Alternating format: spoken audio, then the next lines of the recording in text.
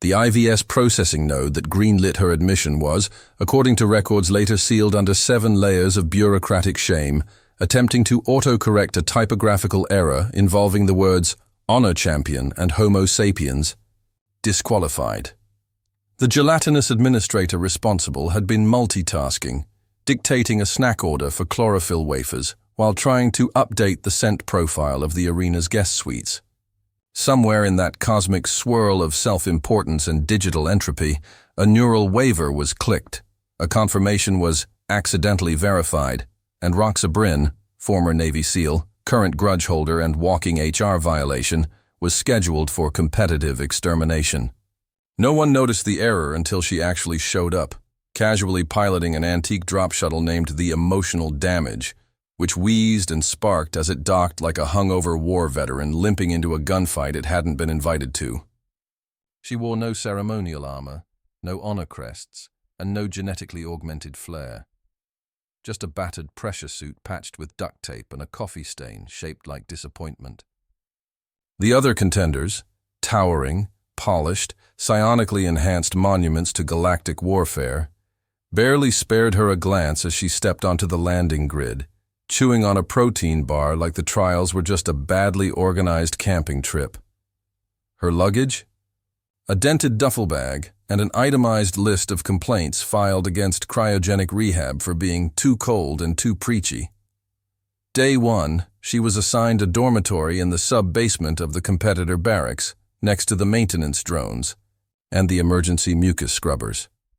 Instead of protesting, Rox dismantled her bunk, rebuilt it 2 feet lower to avoid overhead vibrations, and rewired the lighting panel to operate on voice command. When asked by a curious instructor why she hadn't logged into the mandatory gladiatorial interface, she responded by writing "Bring coffee" in 6 languages on her intake form and casually blindfolding herself during the terrain trial orientation. No one knew what to make of her. The arena AI, Oscar, attempted to analyze her combat profile and returned a corrupted file labeled Error 709. Subject is vibing in ways we cannot track. During warm-up drills, Rox requested no gravity, no weapon, and no translator, claiming the alien speech patterns gave her migraines and the blades were too try-hard. By the end of the first simulation, she'd meditated upside down, caught a psi spear mid-rotation, and used her own shadow to blind a light-reactive sentinel. Instructors chalked it up to dumb luck, a minor anomaly, a novelty act. "Don't worry," they muttered over sparkling protein cocktails and status feeds. "She'll be vaporized in the first round. Good press, at least." Meanwhile, Rox sipped unflavored hydration gel with the grim patience of someone who'd once waited 12 hours in a desert for a warlord to forget where he buried his landmines. When the rules briefing began, a 90-minute opera of oaths, tradition, and glorious bloodshed, Rox yawned audibly halfway through the declaration of warrior intent and muttered, "Cool story. Needs editing." The room fell silent. A 4-armed champion from the Zevron axis bared his fangs and flexed his blade spines. Rox didn't flinch. She nodded at his ceremonial harness and added, "Those straps OSHA approved? You look 1 lunge away from a wardrobe malfunction." The insult translated 3 seconds too late for the crowd, but by then she'd already turned around and was sketching a flowchart of the arena's air filtration system with a borrowed plasma stylus. Later, surveillance footage showed her, alone in the gravity ring, doing 1-armed push-ups while humming Highway to Hell. She stopped only to whisper to a protein bar, pat the floor panel and murmur, "Timing's everything." By the end of orientation day, the IVS had logged 17 behavioral anomalies under her name and filed 0 corrective actions because no one had ever written a protocol for unclassified Terran female, exhibiting vibes. In the control chamber, Oscar updated her profile. Status, pending. Threat level, mildly inconvenient. In her bunk, Rox sipped lukewarm coffee and stared at the ceiling. "So this is galactic war," she muttered. "Smells like middle management." Then she smirked, adjusted her boot, and whispered the 5 most terrifying words ever uttered inside the trials of glory. Let's see how dumb this gets. The next morning began with a ceremonial gong loud enough to crack lesser vertebrae, and a briefing drone that mispronounced Rox's name as Roxy Brain. She corrected it by throwing her coffee cup at the drone's speaker module and muttering, "Close enough." Today was supposed to be the standard pre-trial assessment, a spectacle of synchronized aggression meant to let contenders flex for the audience and secretly scout each other's weaknesses. Rox treated it like a low-stakes reconnaissance mission, in a war zone where the real enemy wasn't the warriors, but the walls. While alien champions postured, roared, or floated into formation with all the drama of reality show finalists, Rox calmly scanned the arena's edge with a contractor's squint, her arms crossed and her fingers subtly tapping in measured beats. She wasn't interested in the contestants, at least not in the way the IVS hoped. Instead, she was mapping structural seams, counting the pulse lag between laser grids, and noting which sections of the audience seating had been reinforced against fallout and which hadn't. A hulking insectoid called Krishka the Maw stomped toward her, performing his entrance display. Flared mandibles, acidic venom drips, a roar that made 3 nearby psionics wince. Rox watched with a detached expression, bit into a dried protein square and said, "You roar like a tax audit." Krishka blinked both left eyes in confusion before slinking off mid-snarl. She hadn't moved from her spot. The arena's AI, surveillance network, Oscar, recorded her daily metrics with increasing frustration. Subject refuses to engage. Subject performs low-exertion calisthenics. Subject taped a tactical spoon to her boot and called it a backup plan. Kai. Instructors were baffled. One asked her directly if she intended to forfeit. Her answer: "I intend to observe, adapt, and recycle your trash scheduling into a tactical advantage. Also, I'm out of snacks, so no." That evening, she took her dinner apart, literally, extracting components from the nutrient tray and reorganizing them by calorie density and temperature consistency. She filed a maintenance request under spiritual instability in kitchen operations and signed it with a doodle of a grenade labeled feelings. A telepathic scion tried to probe her mind during meditation and recoiled mid-attempt, shrieking about static voids and profanity loops. When asked what happened, Rox opened one eye and said, "Next time, knock. I was deep in a rerun of my worst day." She resumed her duct tape breathing ritual, which nobody understood and everyone began quietly logging as likely pre-combat superstition. Day after day, she drifted through trials like a bored ghost, never failing, never showing off. She timed her laps through lava mazes with the precision of a missile strike. She rerouted her suit's coolant lines through a vent grill because the ambient heat smelled like wet vacuum. When it came time to practice with the arena's ESI spear, the gold standard of elite weaponry, she picked it up once, backward, flipped it like a spatula, and disabled a training dummy mid-spin. The instructors gasped. She shrugged and said, "Sorry, must have been my bad attitude." The phrase, "she's not training, she's timing," began circulating in hushed voices among the coaching staff. Other warriors began watching her during their own sessions. At night, Oscar pinged a new notification. Subject Rox Bryn, behavioral pattern outside standard combat logic, flagged for cognitive reclassification.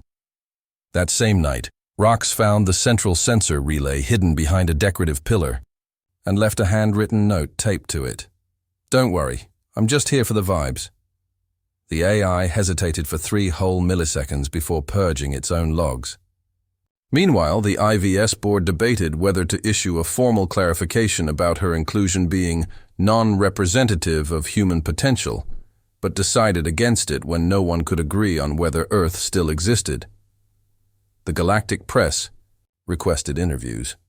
Rox replied by mailing back a drawing of a coffee mug labeled Trial Survivor Club and a middle finger composed entirely of dietary supplement stickers. She didn't sleep much. Didn't need to. She walked the arena alone. After hours, whistling old war tunes and tapping each wall panel like she was saying goodbye, or maybe hello. By the end of the week, 3 surveillance subroutines had crashed from contradiction overload. The psionic instructor began leaving the room when she entered. The security bots reclassified her as unpredictable asset, observed from distance. And when the official trial pairing roster lit up across the arena walls, 3 champions versus 1 Rox, no one laughed. Not anymore. Not even Oscar. The Trials of Glory opened with the kind of theatrical pomp that made entire civilizations believe war could be elegant.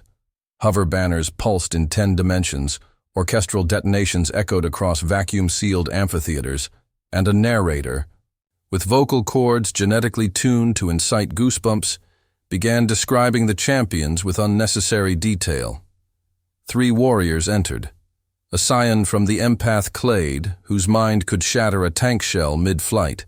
A mech-armored juggernaut, named Hrol, who had once suplexed a war beast through a moon, and a razor-limbed slicer from the Vectar swarm, known only by clicks and pheromones. All 3 were draped in glory ribbons and ceremonial armor, each the pride of their empire, each poised to destroy the human outlier they still assumed was a last-minute joke. Rox entered last.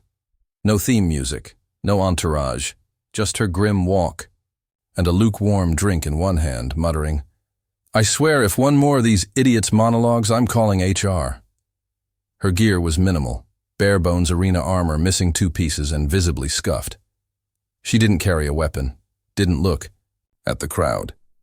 Just adjusted her boot mid-step and made a clicking noise with her tongue that apparently irritated the Vectar slicer. The countdown began. Spectators roared. Bets flooded in. 98% on her death before the narrator reached the 3rd line of his introduction. Champion of Swarm and Steel. He got that far. Then chaos began. Rox didn't dodge the opening Psylash. She sidestepped it half a second before it was launched, using the Scion's own anticipatory neural feedback to bait the strike into a terrain node. That node, now active, triggered a terrain morph. The floor beneath Hrol liquefied into anti-grav sludge calibrated for lighter beings. The Juggernaut, expecting solid ground, stumbled mid-charge, overcompensated, and fell forward. Rox pivoted, caught the momentum of his stumble, and redirected it into the arena wall with a nonchalant twist of her shoulder. The wall didn't break, Hrol's own armor did. Meanwhile, the Scion, furious, lashed again, but Rox had moved, subtly, continuously, staying just a beat outside predictive range. The slicer lunged from above, blades sizzling, but Rox dropped, not in retreat, but in precise timing, causing the Scion's wild lash to slice directly into the Vectar's sensory node. Screeches filled the air. Acid sprayed. Rox used the chaos to roll behind a power column, kicked it at just the right angle, and disabled the arena's kinetic dampeners for a half-second. It was enough. The Scion, enraged and imbalanced from neural feedback and redirected hostility, overcharged her psychic field, and in the sudden spike of real gravity, her own amplified thoughts turned inward. The result wasn't just a KO, it was a cerebral implosion, clean, quiet, terrifying. Hrol, staggering upright, roared and charged blindly. Rox stood still. Let him come. At the last possible moment, she leaned sideways, slapped the side of his leg where his armor seal was weakened from the earlier impact, and let him crash into a support beam that hadn't been there 5 seconds ago. The arena had shifted again, on a delay Rox had timed after counting rotation cycles during her week of silence. Hrol's mech frame convulsed, spasmed, and went still. The slicer, damaged and seething, tried to rally, leaping into the air with a final flourish of whirling death. Rox raised one hand, index finger extended. "Shh," she whispered, and then took one step back. The slicer hit a destabilized platform. Panel, one she'd marked with protein bar residue 3 nights prior, and fell into a reactive gravity well. The crowd gasped. Silence fell. Rox didn't bow, didn't speak, just adjusted her boot again, rubbed a smear off her sleeve, and walked out of the arena like she'd just finished a disappointing cardio session. Oscar, watching, tried to compile a combat report and instead blue-screened. The official match log read, "Victory, human, cause, unknown, style, psychological warfare, via improvisational chaos." The IVS went into immediate lockdown. Betting markets crashed. War academies across the galaxy requested combat footage, but the footage had static every time rocks moved. The official IVS board met in emergency session to discuss her classification. The phrase, asymmetrical cognitive threat, was used for the first time in recorded galactic lore. On her way back to the barracks, a junior delegate from the row, Axis, pale, twitchy, and deeply invested in understanding her combat philosophy, ran after her, stammering, "What are you?" She didn't stop walking, didn't turn around, just muttered, "I'm the reason your AI's gonna need therapy," and vanished into the corridor fog. By the following sunrise, though technically, the arena's orbital ring ran on a 17-hour, simulated day calibrated for species with insomnia and egos. The trials of glory had become a liability. Not just politically, existentially. The IVS headquarters, a monolithic lattice of diplomatic vanity and velvet upholstery, was now drowning in emergency conferences. The phrase, "contain the situation," was whispered by diplomats who'd never seen combat and shouted by warlords who couldn't define irony. Roxa Bryn, whose presence had initially been dismissed as an entertaining oddity, was now a metaphysical riddle clogging every system. The AI Oscar, once the pride of 9 galactic think tanks, had purged and rebooted itself 4 times overnight, each time tagging her with a new classification: entity, statistical disruption, walking contradiction, and eventually, send help. The problem wasn't that Rox had won. It was that she hadn't celebrated. She hadn't shown off. She hadn't even acknowledged her so-called victory. She treated the entire broadcasted blood sport like a bad team building seminar, complete with a "why am I here?" expression and the combat rhythm of a woman doing grocery shopping while dodging sniper fire. The trials were halted, temporarily, officially, but in practice, indefinitely. Delegates scrambled to reassure their populations that the human was just a fluke, a relic of a backward species dragged forward by bureaucratic mistake. But it didn't work. Footage of her whispering to a protein bar had gone viral. Subcultures began treating her like a prophet. Warrior clans started mimicking her duct tape rituals. One psychic monk claimed to have seen the void that blinked first. Meanwhile, Rox sat alone in a decommissioned observation room, sipping cold coffee she had personally brewed by bypassing 3 layers of alien life safety protocols. When a courier drone arrived with a scroll of diplomatic inquiries, she fed it through a paper shredder labeled "for feelings only" and muttered, "If I wanted to join your club, I'd start by burning it down." One by one, alien emissaries approached. Some offered peace talks. Some demanded clarification. One offered her command of an entire fleet. Rox listened to them all in silence. Then finally, she stood up, stretched like a cat after a long nap, and walked to the center of the arena, not for combat, but for demonstration. She placed a single boot on the ceremonial platform, looked straight into the broadcaster drone, and held up a hand-lettered sign that read, "I wasn't even trying." The galactic feed went quiet. Entire empires paused. A Vectar High Matron fainted. The IVS board collectively evacuated their bladders. Moments later, half of the arena AI's subroutines locked into a feedback loop and shut down with a whimper. Reports flooded in of entire military academies canceling exams, afraid their students might ask what would happen if someone did try. Earth, previously classified as culturally inconsequential, was quietly reflagged as a zone of unpredictable hazard. The IVS issued an official statement calling Roxa Bryn a non-reproducible anomaly. But it was too late. The myth had taken root. Rox returned to the emotional damage without ceremony. The ship groaned like it knew it had one more chaotic round to endure. As she strapped herself in, a low-priority hologram flickered to life. A final envoy, desperate for answers. "Please," he said, voice cracking. "What are you planning to do next?" Rox didn't answer. She just leaned back, closed her eyes, and smiled. One of those human smiles that contained war stories, suppressed laughter, and something that made seasoned killers flinch. Then, right before the engines ignited, she whispered, "I think I'll audit your diplomacy next." And with that, she was gone, leaving behind only a crash in collective galactic confidence, a broken coliseum of shattered assumptions, and a warning echoing in every war room. Never underestimate the quiet, human in the corner, especially if she's smiling.